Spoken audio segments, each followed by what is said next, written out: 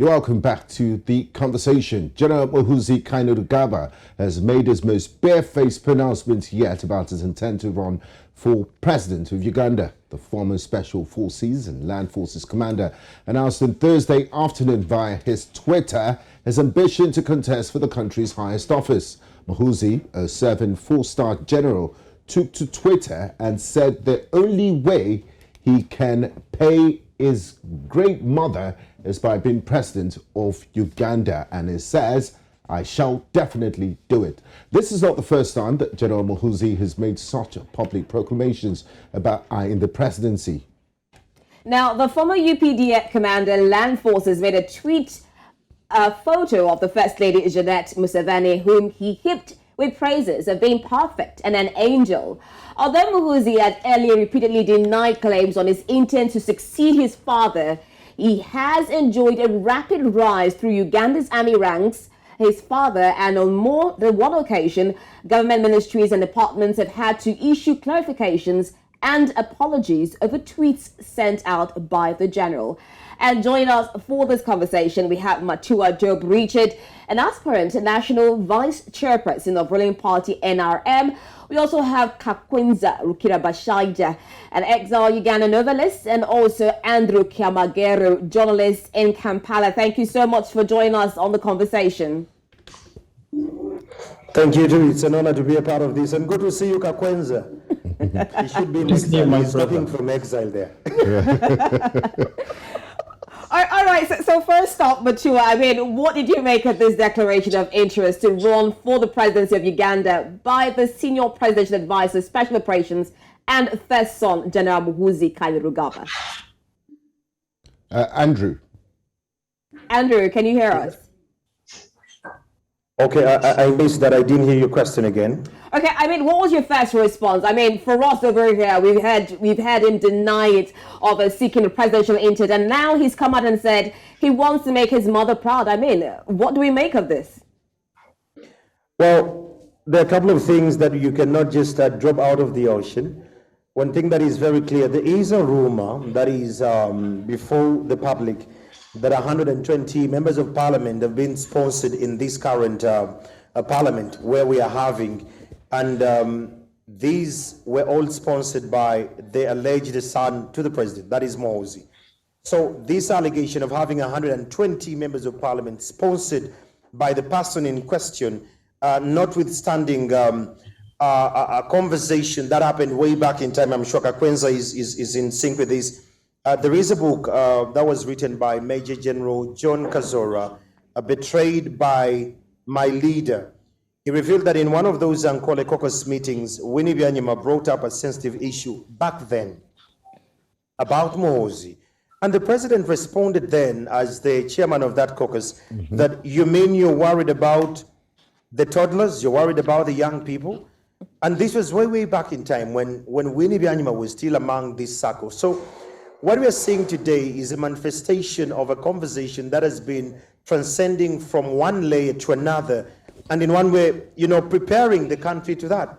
Because the thing here, the connotation is, he didn't say that I will be voted, but he said that the only way I can repay my great mother is by being. The question is by being. It does not clearly give us the means of being president. That means there are quite a lot of dynamics that are going to change, but it still says that I must be. So there is a sense of entitlement that we're actually reading there.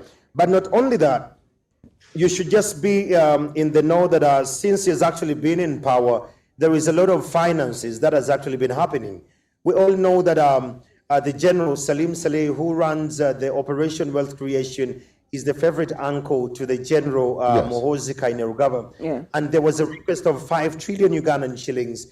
Whether or not he can choose to use these finances to push the agenda of his favorite son in that position, you can't rule that off.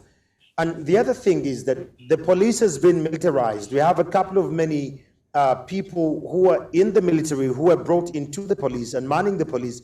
And all this come from the regime and the cloth of those who are trained with the first son. So whether or not that is going to stand, it is something we just don't need to sweep out easily, because he has exhibited that he has quite of interest with the international players. It should be on record that he has been actively involved in the AMISON project that is strongly funded by the United States. So the United States interest, they look at, we have another person Yes. to propel our agenda fast forward. Okay. So- Yes, Andrew, I'd like to bring in Kakwenza. I'd like to bring in Kakwenza, if you don't mind. From what you've said and from what we all understand, Uganda today is a democracy. I mean, it's open for debate, but it's not a monarchy. Now, General Muhoozi Kainerugaba is a serving officer, as we speak, of the UPDF, who has violated almost every rule and conduct that the army imposes on serving officers and men, as explicitly spelled out is political ambitions, including referencing intentions to take power, a taboo subject for serving Ugandan military officers. My question to you, Kakwenza, is this: is Muhoozi above the law, and why are there no consequences for his clear violation of UPDF Code of Conduct and Ugandan law? First of all, the Ugandan law is very clear, especially the UPDF Act Section 99. It spells out that before an army anyone who is in the UPDF before politicking or joining politics, they must first resign from the army and then they enter politics. But General Muhoozi has broken that law, and no consequence against him. We have not seen him being harassed or arrested. He should be charged and he should be arrested and charged with treason, just like other army officers have been harassed. We've seen very many, even rumors of politicking, not openly, going on Twitter or television to politic, just a rumor coming in. Several officers being arrested and charged with treason. But for him, because he's a son of the president, he's just coddled like a prince. You know, Uganda has laws of how one can become president. I have no problem with Muhoozi's aspirations, as long as his aspirations are in proper conduct of the law. And I don't think that Ugandans are very stupid to replace a thief with another thief, a murderer with a cannibal. No. Now, Kakwenza, these are very serious allegations you're making on international television. Do you have any evidence to back what you just called it? And some of this, your use of language? That is not an abusive language. It is a description. It is unflattering talk. And I'm telling you that if I tell you that Museveni is a murderer and his son is a cannibal, I am telling what I know, because I am a victim of his son's cannibalism. You know, when I was arrested in December last year and tortured, and my thighs, the flesh plucked out using pliers, which kind of a person does that if they are not cannibals? So if I say that he's a cannibal, I think my language is just foul. And how do you feel with him, with this his intention? I mean, how do you feel about it? Such person who is not civilized cannot be a president. Ugandans are not stupid people. You know, okay, anything can happen. I know Mr. Museveni is capable of doing anything, even if it means changing the constitution so that he's the one to appoint the president. He can do that, since he has a majority of member of parliament on his side. He can decide to change the party so that he can be able to appoint his son as president. The problem is that Muhoozi has that entitlement of thinking that the presidency is kind of a hereditament, or it is a throne, and he's entitled to inherit it from his father, which is very weird. Okay, I'd like to bring in Matua Job Richard, who's a member of the ruling NRM party in Uganda.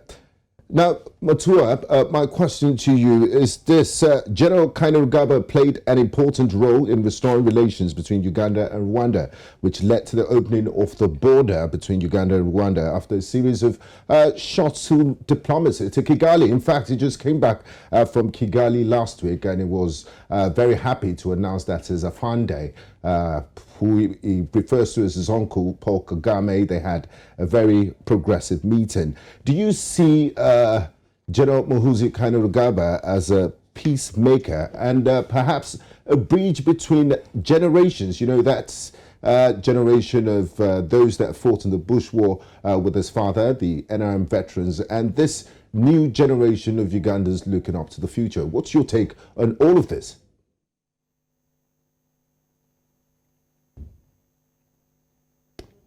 Matua, can you hear us? Hello, Matua, can you hear us? Okay, Andrew, I would like to take that question up with you now. Looking at the international relationship that Kainerugaba has brought to Uganda and Rwanda, I mean, wouldn't you see that as probably a passback for him? By international relations, what do you mean? Because when Muhoozi goes to Rwanda, he has gone to the uncle. If you talk about relations, we've had issues where he tweeted about the Tigray. He tweeted one time about Ethiopia and the prime minister. There was a little bit of a diplomatic kind of chaos where the prime minister had to come here and request, a kind of an apology. So when we're talking about diplomatic region and international lens, I think from where I sit and stand, he has been actively attacking what the dad is trying to build, and that is the East African bloc. He always tweets about Kenya. He always pokes around Ethiopia. Among the Tigris, he attacked the Tigris where they want. He said they were actually part of his clan. And of course, if you follow the Bachoisi and where they come from, they have some lineage in one or the other.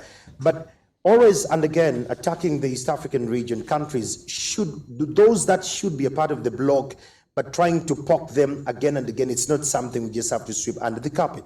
Is his father supporting him, Museveni? Is it someone that will support his son? Because you said he's more like a bane to his government.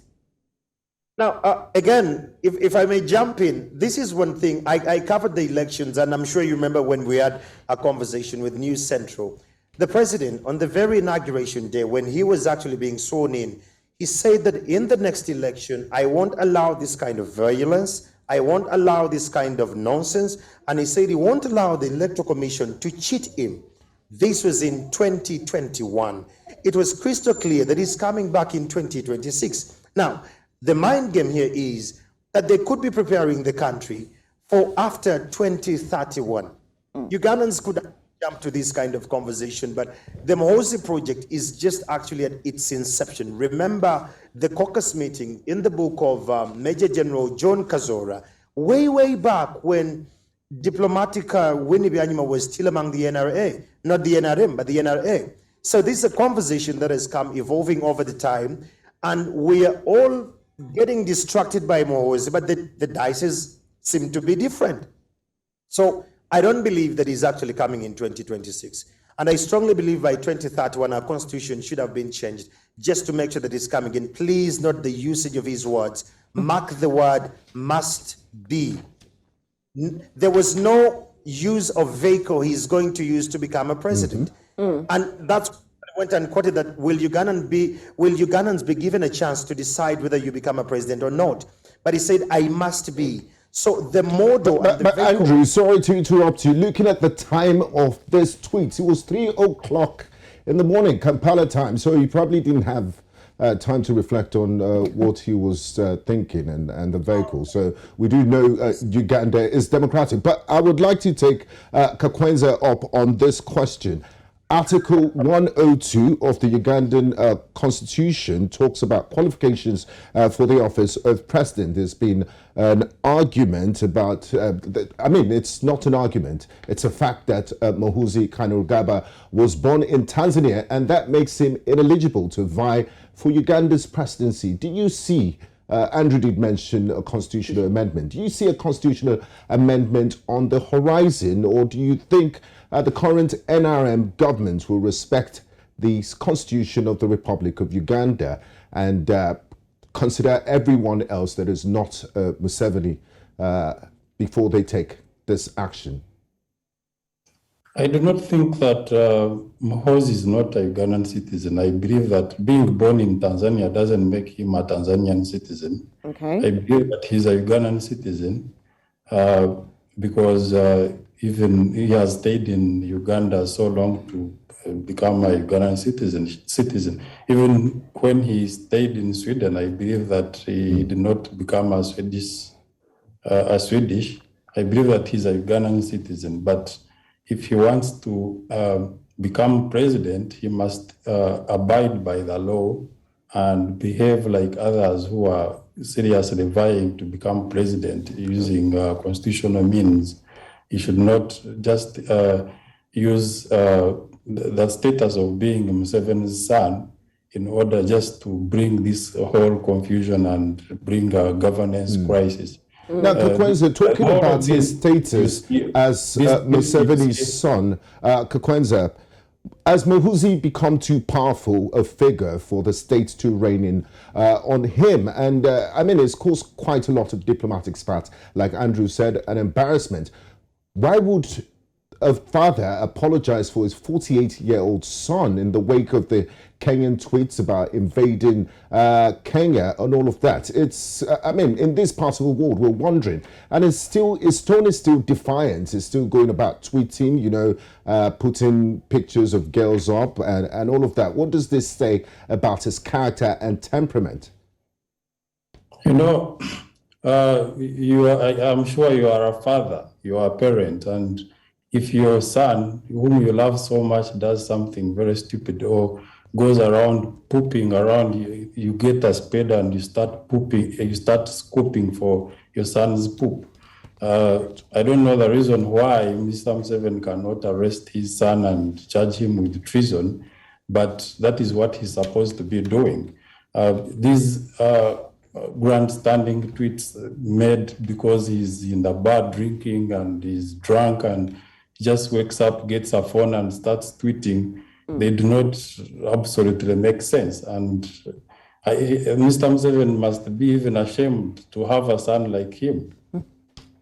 Okay, Kakwenza, you're giving your own views there. Richard, I don't know if you're still with us, but from our discussions, we've seen Kyamagero as the random tweeter, or the same Kyamagero also having the relations between Uganda and Rwanda, which was one of the milestones that we saw. We've also seen Kyamagero as supposedly by Kakwenza as someone who has also ordered a lot of human rights abuses. Now he's saying, now Andrew talked about his being president, but not necessarily reinstating the fact that 2026 he would run for the presidency. I mean, Richard, what are your thoughts on all this? My sister Rita and my brother Gbenga. I have been listening to my brother Kakwenza Rukirabashaija, and I would like to say something which would clear the doubt. According to the Constitution of Uganda, that's the 1995 Constitution as amended, Article 102 gives the qualification of somebody to be a president. And Article 102A states that a person shall be president of Uganda if that person is a citizen by birth. But then Article 9B clearly defines who is a citizen by birth. Now, if you look at Article 9, Clause B, which talks about citizen by birth, that article went ahead to say that if somebody was born outside, and by that time the person was given birth, if one of the parents of that person was a Ugandan by birth, then that person is also a citizen by birth. Now, my sister, the problem is that some of our people in opposition read only Article 102A without looking at Article 9, Clause B. So they are reading the Constitution articles in isolation, not read together as a totality. I can tell you, General Muhoozi Kainerugaba, as of now, constitutionally is allowed to stand for president of Uganda. When you read Article 102A together with the Article 9B. Now, what is barring him at the moment is him being a serving military officer. Because Article 208 bars a military officer from engaging in a partisan politics, because army officers are supposed to be non-partisan. So the only thing General Muhoozi can do now is to retire from the army and join mainstream politics. But if I can go ahead, right now, we even have people who are still military officers, but they are serving in government, in political position.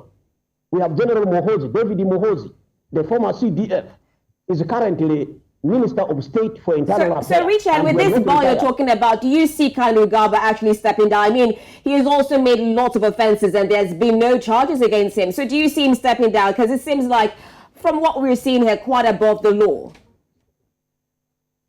Which offence in particular? I want to be very, very specific. Kakwenza right now just talked about the human rights violations ordered by his men. And even his serving military, yeah. And declaring his political intentions. I want to inform you that the accusation that General Muhoozi is violating human rights has no evidence and no proof. If they have evidences that it is General Muhoozi himself, then they should quickly take him to court, because we have legal regime here which is very, very active, which is very robust. So he can be tried in law, in courts of law. But I can tell you, General Muhoozi has not violated any law. He has not actually done anything outside the law. Okay. To say that he has violated, yes. Richard, I'm sure you're seeing on our screen that we can see what Kakwenza right now and the marks of the beatings that he underwent. Now, Kakwenza, Richard right now is talking about proof. And the courts in Uganda. And the courts in Uganda. So what do you have to say about that? I can tell you that. Kakwenza, can you hear me? I want Kakwenza to react to this. Okay, please. Submitted everything in court that pins Muhoozi, because he's the one who ordered for my arrest using his assistant.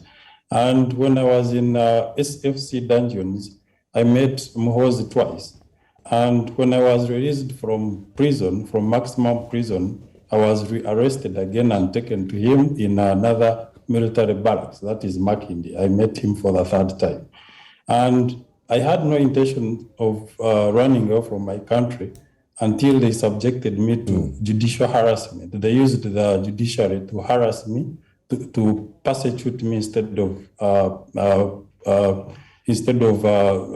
subjecting me to due court process.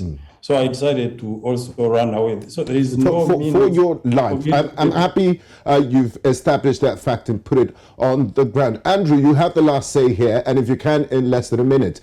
You're a journalist, so you know how this works. So quickly, elections are in 4 years' time. Why are we even discussing this now, and how much of a distraction is it from the actual situation in Uganda? Plus, are there implications of this in the professionalism of the UPDF? Because General Muntu has talked about, he has no qualms with it, but drop your uniform. Would it affect the professionalism of the UPDF? Andrew, that question is directed to you. I actually missed that. I had a little bit of a network issue there. Okay, my question is this. Elections in 4 years' time, 2026. Why are we talking about this now? How much of a distraction is it? And will Muhoozi's declaration affect the professionalism of the UPDF? Because people will be looking at him as, this one guy that is the president's son and gets all the special treatment. Okay. Well, one thing that stands out is that whenever the president is pissed with you, he will promote you and drop you. We call it a tebe. So we strongly believe that he's actually in that kind of layer. And why the conversation about Muhoozi right now?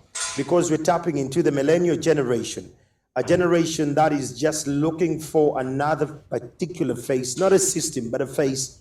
So they're prepared. I won't take the question from the president when he said that he won't allow this kind of nonsense in 2026. And then it should go on court that our president of this country made it clear that at times Ugandans forget that he's a rebel turned leader. So at times he's pressed to the wall. He has no any other option but to be a rebellious person. Believe you me, Muhoozi be in motion. It could actually be running. And it's not for 2026. You and I are going to be here. We are going to be witnesses. I'll tear testimony with you that Museveni is coming back in 2026. The entire dynamics Okay. actually at play. And on that prophetic note, we'll wrap the conversation. Thank you very much, gentlemen, for being a part of the show. Matua, Job, Richard, Kakwenza Rukirabashaija, and Andrew Kyamagero. It's been an absolute pleasure talking to you all. Thank you. We look forward to having this conversation again in the nearest future. Thank you. Thank you. And that's all. Call it a wrap on today's edition of The Conversation. To join us again next week, I am Rita Omodia. Bye-bye. Gbenga Aborowa. Bye-bye.